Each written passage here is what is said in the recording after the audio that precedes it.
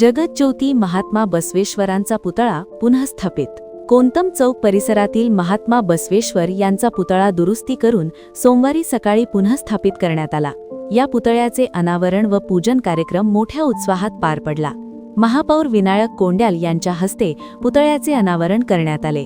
त्यानंतर विधिवत पूजनही करण्यात आले।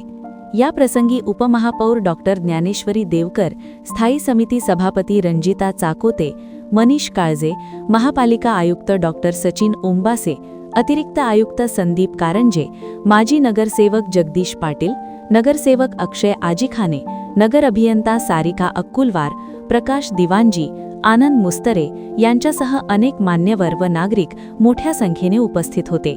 कोंतम चौक परिसरात पुतळ्यासोबतच सुशोभीकरणाचे काम सुरू असून त्या अंतर्गत पुतळ्याची दुरुस्ती करून पुनःस्थापना करण्यात आली आहे।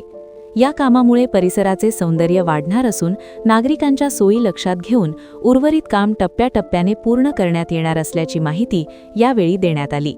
दरम्यान महापौर विनायक कोंड्याल यांनी महानगरपालिकेच्या अर्थसंकल्पातून परिसर सुशोभीकरणासाठी 50 लाख रुपयांचा निधी उपलब्ध करून दिल्याबद्दल महात्मा बसवेश्वर मध्यवर्ती महामंडळाच्या वतीने त्यांचा सत्कार करण्यात आला। पुतळा पुनःस्थापित झाल्यामुळे परिसरातील नागरिकांमध्ये समाधान व आनंदाचे वातावरण निर्माण झाले आहे।